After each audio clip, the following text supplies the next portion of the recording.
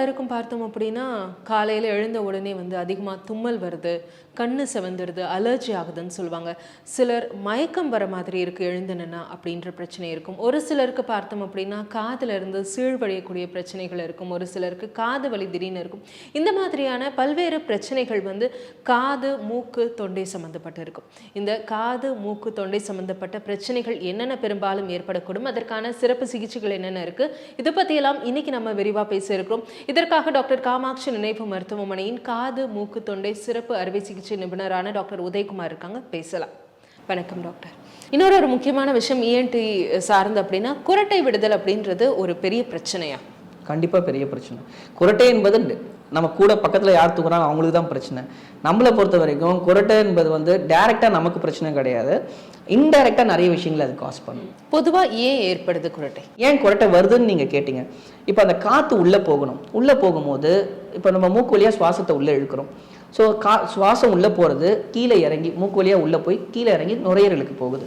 இதுதான் திருப்பி அங்கேருந்து திருப்பி வெளியில் வருது. மூச்சா வெளியில் விடுறோம் நம்ம காற்றை. இந்த போகிற பேசேஜில் ஏதாவது ஒரு விஷயம் அடைப்பு இருந்துச்சு, அந்த காற்றை உள்ளே போக விடாமல் இருந்துச்சுன்னா குரட்டை வரும்.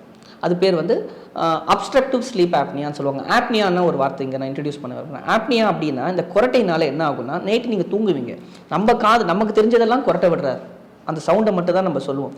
ஆப்னியானா என்னென்னா, நம்மளுடைய மூச்சு விடுறோம் இல்லையா, அந்த மூச்சு காற்று ஒரு 10லேருந்து 20 செகண்ட் நின்று போயிடும்.